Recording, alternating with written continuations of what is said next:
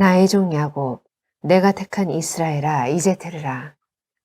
너를 만들고 너를 모태에서부터 지어낸 너를 도와줄 여호와가 이같이 말하노라. 나의 종 야곱, 내가 택한 여수르나 두려워하지 말라. 나는 목마른 자에게 물을 주며 마른 땅에 시내가 흐르게 하며 나의 영을 네 자손에게, 나의 복을 네 후손에게 부어주리니 그들이 풀 가운데에서 솟아나기를 시냇가에 버들같이 할 것이라. 한 사람은 이르기를 나는 여호와께 속하였다 할 것이며 또 한 사람은 야곱의 이름으로 자기를 부를 것이며 또 다른 사람은 자기가 여호와께 속하였음을 그의 손으로 기록하고 이스라엘의 이름으로 존귀히 여김을 받으리라. 자, 우리의 사역들, 우리가 살아가는 일상의 사역들, 자, 이 모든 것은 바닷물과 같다라고 사람들이 말을 합니다. 바닷물은 밀려올 때가 있고 또 밀려갈 때가 있습니다. 파도가 치는 것을 보아도 그렇습니다. 때로는 들어오기도 하고 나가기도 합니다. 이러한 파도가 밀려가고 또 들어오고 나가기를 반복하는 과정 속에서 밀물과 썰물이 되어집니다. 그런데 파도가 한번 밀려오면 우쭐했다가 다시 또 나가면 또 낙심하기도 합니다. 자, 그러다가 조금 더 있으면 호들갑을 떠는 것이 바로 우리의 모습입니다. 자, 이러한 시기에 우리는 전체적인 흐름을 볼 수 있어야 합니다. 이 시기에 무엇을 하시는지, 하나님께서 무엇을 하시는지 우리가 볼 수 있어야 합니다. 이때 우리는 작은 일에 자만하거나 낙심해서도 안 됩니다. 이때는 하나님이 어떠한 일을 하시려고 하는지를 우리가 볼 수 있어야 됩니다. 신약 성경에서는 그리스도 안에라는 말이 있습니다.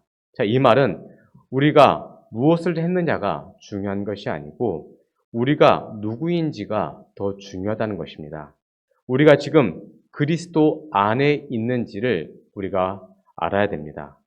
세상의 논리로 내가 무엇을 했으니까 승리자다, 또는 우리가 이것 때문에 실패했기 때문에 나는 패배자다 라고 우리가 단순하게 생각해서는 안 됩니다. 주변의 평가나 자신의 판단보다 더 중요한 것이 있는데 그것은 내가 지금 하나님과 어떤 관계를 맺고 있느냐가 더 중요한 것입니다. 하나님께서 우리를 어떻게 보고 계시느냐가 더 중요한 것입니다. 우리가 지금 만약 실패한 것처럼 보인다고 할지라도 내가 하나님 안에 있고 하나님과 함께 한다면 우리는 다시 회복할 수가 있는 것입니다. 우리는 지금 어려운 시기를 경험하고 있습니다. 이 시기에 우리는 말씀을 통하여서 위로받아야 합니다.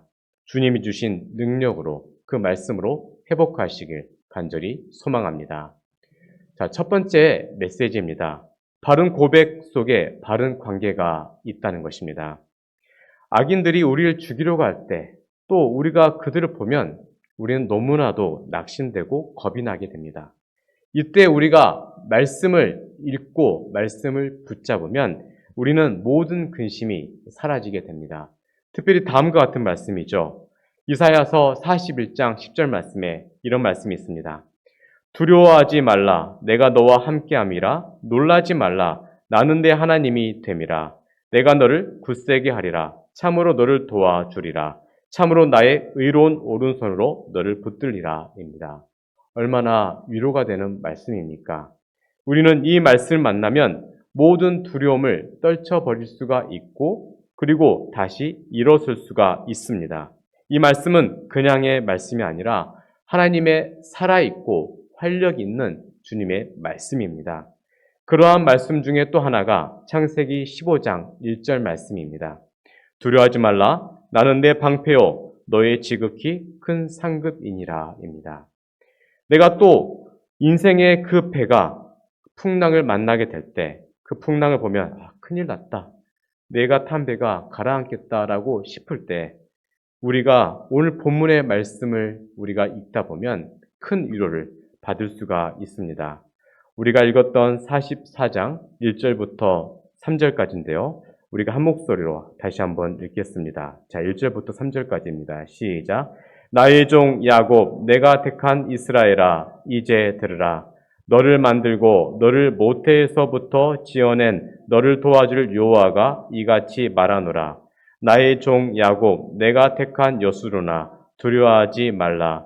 나는 목마른 자에게 물을 주며 마른 땅에 시내가 흐르게 하며 나의 영을 내 자손에게 나의 복을 내 후손에게 부어주리니. 아멘. 그렇습니다. 아무리 어려운 일을 닥친다고 할지라도 우리가 하나님을 바라보면 모든 염려가 다 사라지게 됩니다. 주님이 주시는 놀라운 평화가 하늘로부터 임하기 때문입니다. 그래서 어떠한 어려움이 와도 우리는 주신 말씀으로 우리는 이겨낼 수가 있습니다. 어떠한 상황에도 우리는 안심할 수 있고 평안할 수가 있습니다. 요한복음 14장 1, 2절을 보면 다음과 같은 말씀이 있습니다. 너희는 마음에 근심하지 말라. 하나님을 믿으니 또 나를 믿으라. 내 아버지 집에 거할 곳이 많도다. 그렇지 않으면 너에게 일렀으리라. 내가 너희를 위하여 거처를 예비하러 가노니입니다. 그렇습니다. 우리는 염려할 것이 없습니다. 지금 비록 아무것도 없다고 할지라도 주신 말씀으로 이겨낼 수가 있습니다. 주님은 우리에게 이렇게 말씀합니다. 너희는 무엇을 먹을까, 무엇을 마실까 염려하지 말라. 공중의 새를 보라, 들의 백합화를 보라입니다. 우리는 그 말씀을 믿습니다. 믿으면 반드시 살 수가 있습니다. 오늘 본문에서는 나의 종 야곱이라는 말씀이 있습니다. 야곱이 누구입니까? 우리가 잘 아는 이삭과 리브가의 가정의 쌍둥이 중에 둘째입니다. 태어날 때부터 시기심이 많아서 형의 발 뒤꿈치를 붙잡고 태어난 사람, 그 사람이 바로 야곱입니다. 형 에서는 사냥하는 것을 좋아했고 동생 야곱은 엄마를 도와서 음식하는 것을 더 좋아했습니다. 그러다가 야곱은 형의 장자권을 호시탐탐 엿보다가 형이 배고파할 때 팥죽 한 그릇을 통하여서 장자권을 빼앗았습니다. 그 일 때문에 야곱은 외삼촌에게 도망가게 됩니다. 그런데 야곱이 도망갔던 그 외삼촌은 야곱보다 더한 사람이었습니다. 외삼촌은 자기가 원하는 라헬을 주지 않았고 레아를 줌으로써 더 오랜 시간 동안 외삼촌의 집에서 일하게 했던 것입니다. 그 모든 시간을 이겨낸 야곱이 때가 되어서 고향으로 돌아가려고 합니다. 그런데 외삼촌에게 말을 하고 낮에 떳떳하게 떠나는 것이 아니라 야반도주를 합니다. 아직 정신을 덜 차린 것입니다. 그런데 이러한 야곱에게 하나의 사건이 발생합니다. 바로 야복강을 건너는 밤에 하나님의 천사를 만나게 된 것입니다. 천사가 야곱에게 묻습니다. 너의 이름이 무엇이냐입니다. 그래서 야곱은 자신의 이름을 말합니다. 네, 저의 이름은 야곱입니다. 이 말에는 자신의 지난 과거의 모습이 담겨져 있습니다. 네, 저는 지난날 형의 장자권을 빼앗았고 이리저리 도망치다가 저보다 더 센 삼촌 집에 가서 엄청 고생하다가 이렇게 고향으로 돌아가는 그러한 어리석은 사람입니다라는 그러한 자신의 심정을 포함한 내용이 네, 저의 이름이 야곱입니다라는 그 모습인 것입니다. 자기의 모습을 있는 그대로 고백한 것입니다. 자기의 힘으로는 죄를 해결할 수 없다고 그가 고백한 것입니다. 자, 이러한 사람에게 하나님은 두려워하지 말라. 하나님이 너를 위로하신다라고 그렇게 오늘 본문의 말씀을 통하여서 위로하고 있는 것입니다. 이스라엘에게 위로하신 하나님은 그들을 지으신 하나님이십니다. 이렇게 위로하신 하나님은 그가 태어날 때부터 도와주셨던 분이십니다. 그분은 그동안 변함이 없으셨습니다. 그 하나님이 이스라엘을 향해서 내가 택한 여수룬이라고 부르셨습니다. 이 말은 원문을 보면 내 아가야라고 부르는 것과 같습니다. 비록 지난날 어리석었고 남을 속이는 인생을 살았지만 자기 자신의 죄를 깨닫고 하나님 앞에 바로 서게 되면 그 백성을 향하여 요수루나 내 아가야라고 불러주시는 것입니다. 민수기 12장을 보면 이스라엘이 출애굽을 한 이후에 모세가 흑인 여자와 결혼한 내용이 있습니다. 이때 모세는 나이가 80세였습니다. 노인이었습니다. 당시에 자기의 아내였던 십보라는 할머니였습니다. 이 시기는 그들의 아들 게르솜을 할례를 베풀어야 되느냐 말아야 되느냐 이 문제 때문에 서로 부부싸움하다가 사이가 틀어진 지 얼마 안 된 상태였습니다. 그때 아내는 화가 나서 친정으로 갔습니다. 그러니까 아내가 없어서 빨래도 못하고 밥도 못하던, 그래서 살아가기가 어려운 그러한 상황 가운데 에티오피아 흑인 여자 하나를 도우미로 받아들이게 된 것입니다. 당시에는 출애굽을 한 시기였기 때문에 그들이 살았던 집은 텐트였습니다. 노인이라 할지라도 모세는 남자였습니다. 성경에서 그가 얼마나 정정했는지를 말합니다. 그가 죽기까지 눈이 흐려지지 않았고 기력이 정정하였다라고 기록하고 있습니다. 결국 모세가 이 여인을 아내로 받아들이게 됩니다. 이걸 두고 형제들이 비방을 합니다. 내 동생이 부끄러운지도 모르고 젊은 여자를 첩으로 들였다 하면서 동네방네 소문을 낸 것입니다. 게다가 평소에 모세에 대해서 시기 질투심을 가지고 있었는데 이제 그 속마음까지 다 드러나게 된 것입니다. 하나님이 너하고만 말씀한 줄 아느냐? 우리하고도 말씀하신다. 그러니까 잘난 척 그만하라 라고 그렇게 속에 담아두었던 말까지 꺼냅니다. 그래서 이 사건을 하나님이 정리해 줍니다. 모세와 그의 누나 미리암 그리고 그 형 아론을 부릅니다. 그리고 나서 말씀합니다. 내 말을 들어라. 너희 중에 선지자가 있으면 나 여호와가 그에게 알려주기도 하고 꿈으로도 말하기도 한다. 그런데 모세는 그러한 수준의 사람이 아니다라고 말씀하면서 모세는 나의 온 집에 충성하고 있다라고 그렇게 하나님께서 말씀하시고 정리해 주십니다. 너희들이 아무리 별거 아니라고 하더라도 모세는 내 최고의 종이다라고 말씀하고 있는 것입니다. 그 이후에 하나님은 미리암에게 문둥병이 걸리게 하십니다. 그리고 미리암의 온몸이 하얗게 변하게 됩니다. 이때 형 아론이 모세에게 말합니다. 빨리 하나님께 가서 하나님께 기도하라고, 그 미리암을 고쳐달라고 기도하라고 시킵니다. 그 말을 듣고 모세가 하나님께 기도했더니 하나님은 미리암을 7일간 이스라엘 그 무리가 있는 그 진이 아닌 그 밖에서 7일간 가두게 하시고 그 이후에 진 안으로 들어오라고 시킵니다. 자, 결국에는 부끄러움을 당하고 미리암이 돌아오게 됩니다. 자, 이러한 내용을 통하여서 우리가 알 수 있는 것은, 우리가 하나님의 사람으로 세워지는 것은 하나님의 은혜로서 되어지는 것입니다. 사람의 힘으로 되는 것이 아니라 하나님의 사랑으로 힘으로 되어진다는 것입니다. 야곱에게 너의 이름이 무엇이냐라고 불러주셨을 때 비로소 그때 시작이 되는 것이고, 그리고 솔직하게 제 이름은 야곱입니다 라고 자기의 지난 과거의 모습을 대답할 줄 알 때 그때 비로소 시작이 되는 것입니다. 여러분, 무엇보다 더 중요한 것은 하나님과의 관계입니다. 이 관계는 먼저 하나님이 불러주셔야 생기는 것이고 그 부름에 솔직하게 대답할 수 있어야 하는 것입니다. 그러면 하나님께서 인정해 주십니다. 여수루나 내 아가야라고 본문의 말씀처럼 인정해 주시는 것입니다. 모세가 인간적으로 노년에 부끄러운 모습을 보이기도 하였습니다. 그런데 하나님께서 내 종 중에 모세가 최고다라고 말씀하면서 나머지는 나가 있어라 라고 말씀하면 정리가 되는 것입니다.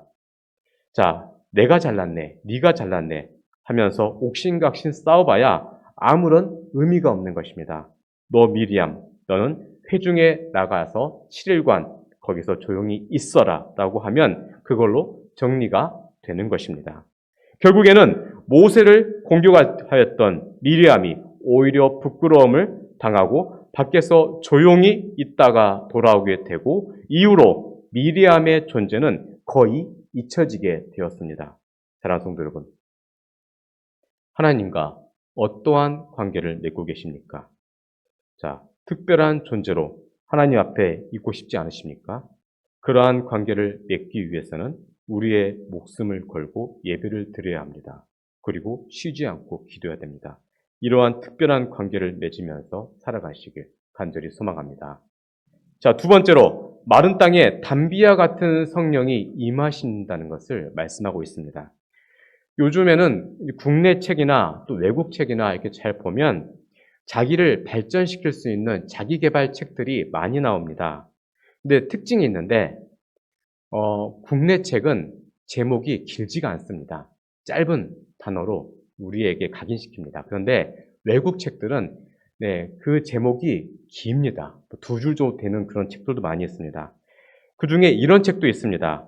최고의 만족을 위한 책, 빵 굽기, 소품 제작, 정원 관리, 곡물 보관, 애완동물 기르기에 대한 완벽한 지침서. 이게 바로 제목이죠.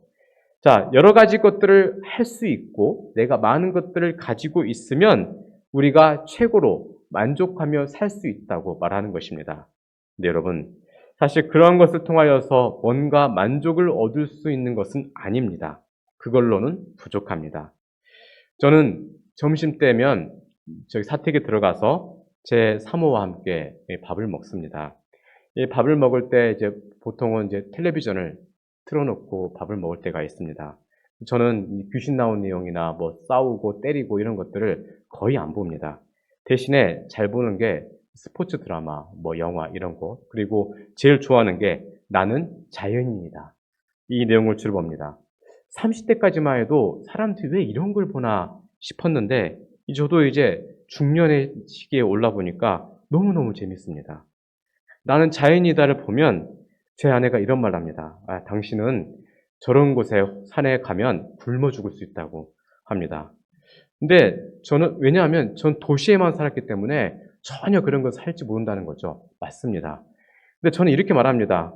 그래, 나중에 은퇴할 때가 되면 그때 다닐 교회를 정해놓고 교회 근처 산에다가 저런 것을 지어놓고 당신과 함께 살면 되지 하면서 당신만 있으면 돼 라고 말을 합니다.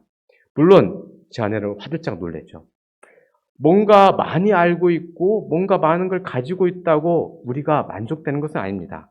잘하는 사람, 그리고 잘 되는 사람, 그런 사람이 옆에 있으면 되는 것입니다. 자, 여러분, 고대 사회에 많은 후손들이 있다는 것은 큰 축복이었습니다. 이 당시에 출애굽한 이스라엘 백성들은 약 250만 명 정도 되었습니다. 당시에 이 숫자는 결코 작은 수는 아니었지만, 그러나 하나님이 아브라함에게 약속하셨던 그 별과 같은 자손들, 그 바닷가의 모래들과 비교하면 그들이 생각했던 숫자보다는 작은 수였습니다. 그래서 하나님은 이사야 선지자를 통하여서 염려하지 말아라 라고 말씀하셨습니다. 하나님의 방식은 바로 성령을 통하여서 하실 것이기 때문에 약속대로 이루어질 것이다 라고 말씀하십니다. 미가서 5장을 보면 그 시기가 바로 아수르 왕이었던 사네립이 예루살렘을 포위하고 있을 때 그 시기를 담고 있습니다. 이방 왕은 유다 왕에게 심한 모욕감을 주고 있었습니다. 그래서 백성들은 너무나 마음속으로 고통스러워하고 있었습니다. 과연 우리가 이 시기에서 회복될 수 있을까라고 그들은 염려하고 있었던 시기가 바로 미가서 5장의 시기였습니다. 이때 하나님은 미가 선지자를 통하여서 지금 당장 백성들에게 필요한 것은 이방 왕을 물리치는 것이 아니라 너희들의 죄로부터 회복되는 것이 더 중요하다라고 말씀을 하셨습니다. 그래야 진정한 안식이 평안이 너희에게 주어지는 것이다라고 말씀을 하셨습니다. 마가복음 5장 21절부터 43절을 보면 예수님이 두 사람을 만나는 내용이 나와 있습니다. 첫 번째로 만난 사람은 유대인의 지도층이었으며 회당을 관리하였던 회당장 야이로라는 사람입니다. 두 번째 만난 사람은 12년간 혈루병을 앓았던 이름 없는 여인이었습니다. 자, 이름이 없었다는 것은 당시에 소외받고 있었던 사람이라는 것을 말해주고 있습니다. 자, 이 시기에 야이로가 예수님께 먼저 가서 엎드립니다. 선생님에게 기적을 행할 수 있는 능력과 권세가 있다는 것을 알고 있습니다. 부디 제 집에 오셔서 제 딸을 좀 살려주십시오. 아이가 다 죽게 되었습니다. 라고 말합니다. 이에 예수님은 제자들과 무리들과 함께 야이로의 집으로 향하십니다. 이때 예수님의 뒤에는 큰 무리가 따르고 있었습니다.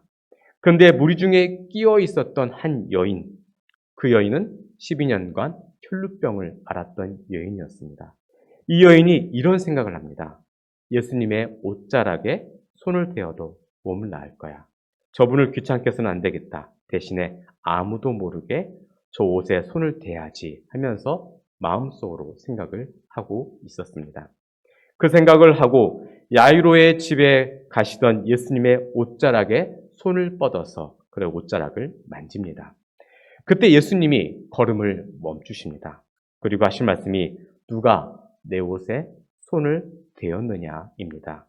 제자들이 대답합니다. 무슨 말씀입니까? 지금 수많은 사람들이 서로 밀면서 예수님께 손을 대고 있습니다. 얼른 가시죠. 중요한 일을 하셔야 하지 않겠습니까? 라고 그렇게 말합니다. 그때 예수님께서 말씀합니다. 아니다. 누군가 나를 만져 병 고치는 능력이 내게서 떠나갔다라고 말씀을 하십니다. 자, 이 순간 야이로의 마음이 얼마나 녹아내렸겠습니까? 사실 이 사건에서 주님께서 하고 싶은 말씀이 있으셨습니다. 그것은 내가 처한 상황보다 더 중요한 것이 있다는 것입니다. 그게 무엇입니까? 바로 죄에 대한 문제입니다. 이 문제가 해결되지 않으면 아무것도 의미가 없고 해서도 안 된다는 것입니다. 당시에 혈루병과 같은 질병의 원인은 그 당시의 사람들은 죄가 있기 때문에 그 질병이 생긴 것으로 당시의 사람들은 생각을 하고 있었던 것입니다. 그래서 그 죄를 먼저 해결해야 된다는 것을 보여주고자 그러한 모습을 보여주신 것입니다.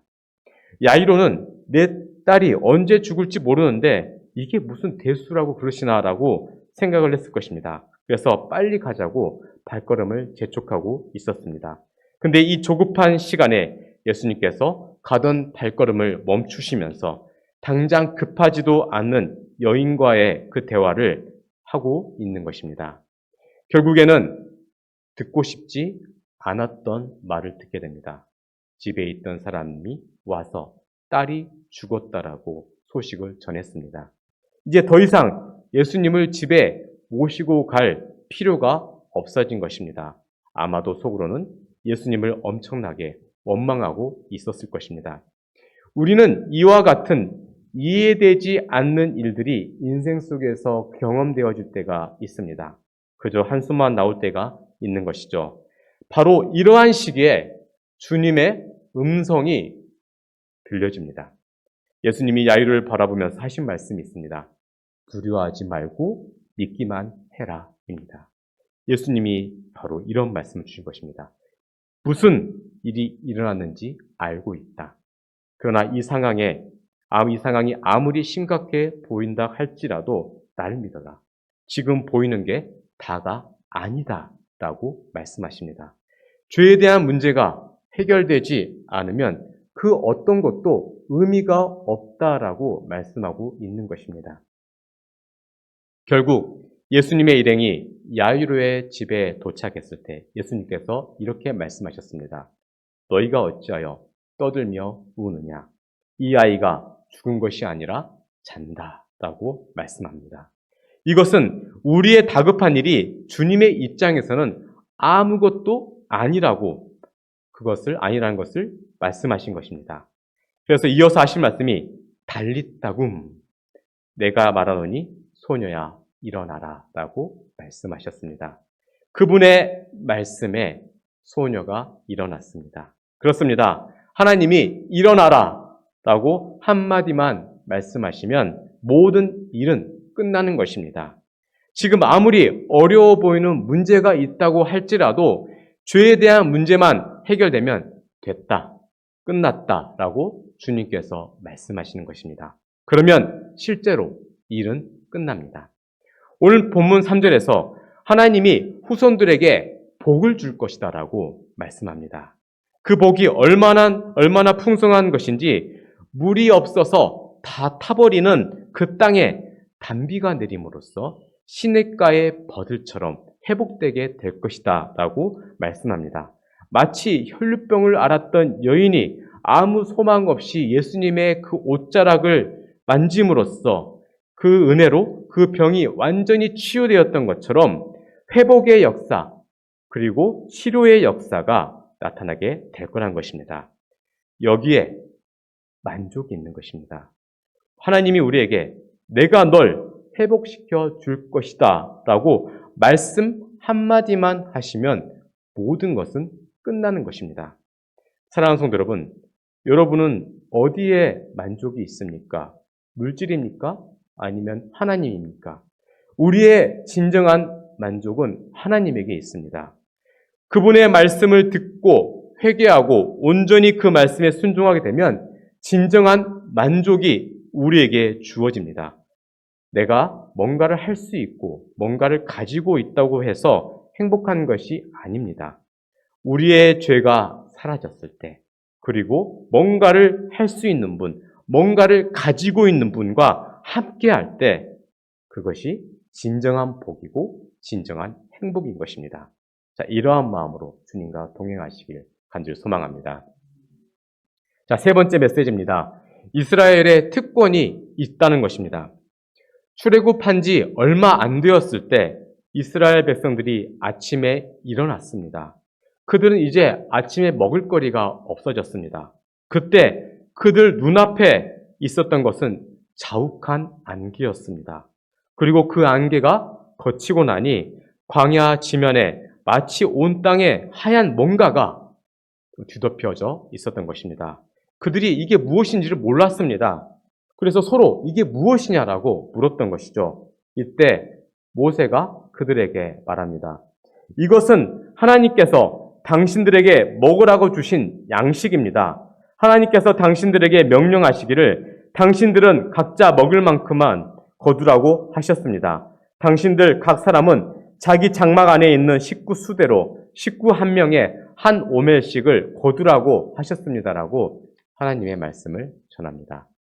그들 앞에 있었던 이 만나는 지금껏 본 적도 없고 먹어본 적도 없었던 하늘의 양식이었습니다. 이스라엘 백성들이 경험한 기적은 이것뿐만이 아니었습니다. 이전에는 홍해를 갈라서 백성들을 하나님께서 건너게 하셨고 또 아침 저녁으로 구름 기둥과 불 기둥을 경험하게 하셨습니다. 그들은 가나안 땅에 들어가서도 여리고성을 정복할 때 그저 돌기만 했음에도 불구하고 그 성이 무너지는 것을 경험을 했습니다. 또 전쟁 때는 태양도 멈추게 하는 역사를 경험했습니다. 이런저런 수많은 특권을 경험했던 백성들이었습니다. 오늘 말씀 중에 5절을 보면 그들이 하나님의 백성이라는 것이 얼마나 특별한 것인지를 깨닫게 합니다. 그 내용은 다음과 같습니다. 제가 읽겠습니다. 한 사람은 이르기를 나는 여호와께 속하였다 할 것이며 또 한 사람은 야곱의 이름으로 자기를 부를 것이며 또 다른 사람은 자기가 여호와께 속하였음을 그의 손으로 기록하고 이스라엘의 이름으로 존귀 여김을 받으리라. 그렇습니다. 자, 여러분, 참으로 놀라운 것은 정작 이스라엘 백성들은 자기가 택함받은 백성이라는 것을 그들이 느끼지 못했던 것이죠. 그것을 특권으로 생각하지 못하였습니다. 오히려 하나님께서 괜히 우리를 귀찮게 간섭하신다라고 생각을 하고 있었습니다. 왜입니까? 우리에게는 죄인된 본성이 있기 때문입니다. 아무리 이해를 시켜도 내 안에 악한 성품이 그거 별거 아니야 라고 그렇게 여기게 한다는 것입니다. 사람들은 대부분 남의 간섭을 받는 것을 싫어합니다. 내 인생은 내가 알아서 하겠다는 것입니다. 아무리 좋은 말을 해주어도 간섭하지 말라고 합니다. 예전에는 나이 많은 어르신들이 말하면 속마음은 어땠든지 간에 순종하는 자세로 고개를 숙였는데 요즘은 당신이 뭔데 하면서 불편해하는 것이 지금의 사람들입니다. 그런데 하나님은 이렇게 간섭받기를 싫어하고 제멋대로 살고자 하는 그 백성들을 부지런하게 꾸준히 간섭하고 계셨습니다. 간섭을 받기 싫어하는 백성들은 끊임없이 대들었지만 그래도 포기하지 않으시고 끝까지 간섭해 주셨습니다. 이러한 하나님의 간섭함을 믿음으로 잘 받아서 복을 받은 사람이 있습니다. 바로 아브라함입니다. 대표적인 사람이 바로 아브라함인데 신약 성경은 아브라함이 모든 사람들의 모든 믿는 자들의 조상이라고 말합니다. 유대인이건 이방인이건 믿음 안에 있는 사람은 다 아브라함의 자손이라고 말합니다. 그래서 갈라디아서 3장 7절에서는 다음과 같이 기록되어 있습니다. 그런즉 믿음으로 말미암은 자들은 아브라함의 자손인 줄 알지어다라고 기록하고 있습니다.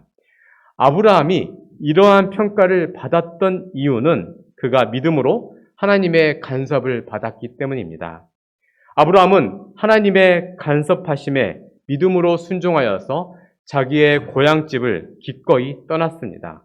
하나님이 간섭하여 부르시기 전에 아브라함은 75년이라는 시간 동안 그의 고향 갈대아 우르에서 살고 있었습니다. 본래 아브라함은 자기 고향을 떠날 마음이 없었습니다. 그러나 하나님이 찾아오셔서 너는 너의 고향과 친척과 아버지의 집을 떠나 내가 너에게 보여줄 땅으로 가라라고 말씀하셨고 이때 그는 조금도 지체하지 않고 자기의 고향집을 떠났습니다. 하나님의 말씀에 권위가 있었기 때문에 그렇게 한 것입니다. 자, 거부할 수 없는 하나님의 권위였습니다. 그때 하신 말씀이 창세기 12장 2절 3절 말씀입니다. 내가 너로 큰 민족을 이루고 내게 복을 주어 내 이름을 창대하게 하리니 너는 복이 될지라. 널 축복한 자에겐 내가 복을 내리고 너를 저주한 자에겐 내가 저주하리니 땅의 모든 족속이 너로 말미암아 복을 얻을 것이라 하신지라입니다. 오늘 본문은 한때는 하나님 주신 특권을 달갑지 않게 생각했던 이스라엘이 은혜를 경험하게 되음으로써 이제 그들이 가진 그 신분의 축복이 무엇인지를 깨닫게 되는 것입니다. 그래서 스스로를 나는 여호와의 것이다 라고 하면서 택함받은 것을 영광스럽게 생각하게 될 것이다 라고 그들이 그렇게 변하게 될 것을 오늘 본문에서는 말씀하고 있습니다. 자, 우리가 한때는 결혼하기 전에 이 사람을 만나면 어떠한 좋은 사람 만나면 앞으로 행복하게 될 것이다라고 세상이 바뀌어지게 될 것이라고 생각을 합니다. 근데 막상 결혼하면 그런 환상들은 다 깨지고 그리고 오히려 그 상대 때문에 더 힘들어할 때가 있습니다. 또 그래서 자식을 낳으면 좀 인생은 좀 행복할 것이다 라고 생각을 합니다. 물론 자녀를 낳으면 행복한 일은 많이 있습니다. 그런데 한 생명을 키워내는데 많은 힘든 일을 경험해야 합니다. 때로는 웃기도 하지만 속상할 때도 많이 있습니다. 또 돈이라는 것도 그렇습니다. 돈을 많이 모으면 행복할 것으로 생각을 합니다. 그런데 막상 돈을 모으다 보면 그것 때문에 사람과의 관계가 깨어지기도 하고 그리고 내 자신이 무너진 일들도 있습니다. 그렇습니다. 아무리 아름다워 보이는 것이라 할지라도 하나님이 없다면 단지 금방 녹쓰는 쇠붙이와 같은 것이고 쓰디쓴 뿌리와 같이 되는 것입니다. 이러한 우리에게 필요한 것은 단 하나, 하나님입니다. 하나님은 우리를 자신의 자녀로 삼아 주셨습니다. 오늘 우리가 읽었던 성경 본문의 표현으로는 야곱의 자손이 되는 것입니다. 남들이야 뭐라고 생각하든 이러한 야곱의 자손이 되는 것, 이것이야말로 최고의 축복이며 최고의 특권이 되는 것입니다. 이 특권은 이스라엘 백성들이 광야에서 먹었던 그 만나보다 귀한 것이며 그리고 그들이 밤낮으로 경험했던 구름 기둥과 불 기둥보다 더 귀한 것입니다. 그들이 경험했던 홍해 바다의 기적보다 더 놀라운 것이며 여호수아가 경험했던 그 여리고 성보다도 기이한 것이며 전쟁 때 태양이 멈춘 것보다도 신비로운 것입니다. 이러한 특권을 아는 사람은 모든 문제를 은혜로 해결할 수가 있는 것입니다. 다윗은 자기를 죽이려고 호시탐탐 노렸던 사울을 그 은혜로, 그 특권으로 이겨낼 수가 있었습니다. 아들 압살롬이 반역했을 때도 기도하면서 이겨냈습니다. 사무엘의 어머니 한나도 분인나가 격동시킬 때 그것을 통하여서 이겨냈습니다. 요셉도 형들의 모함으로 팔려갔어도 하나님이 주신 특권으로 이겨냈습니다. 사랑하는 성도 여러분, 지금 우리를 괴롭히는 형편이나 상황이 우리를 힘들게 합니다. 그러나 이러한 환난을 주신 주님의 자녀의 특권으로 이겨내야 할 것입니다. 그리하면 환난은 인내와 연단과 소망을 가져다 줄 것입니다. 주님이 주신 힘과 능력으로 이 어려운 시기를 잘 극복하여 이겨내시길 주의 이름으로 축원드립니다. 기도하겠습니다. 우리의 상한 마음을 이해하시고 우리를 회복시키신 하나님, 우리가 언제나 그리스도 안에 있게 하시고 주님과 바른 관계를 맺게 하여 주옵소서. 그리하여서 하나님께 인정받는 자녀로 살아가게 하시고 우리 안에 더럽고 추악한 죄들을 다 회개함으로써 회복의 역사를 경험하게 하옵소서. 또한 주님이 주시는 특권을 체험함으로써 야곱의 자손이 누리는 축복과 특권을 우리가 경험하게 하여 주옵소서. 그리하여서 모든 환난을 이겨내게 하여 주옵소서. 감사드리며 예수님 이름으로 간절히 기도드렸습니다. 아멘. 회복시키소서 지친 나의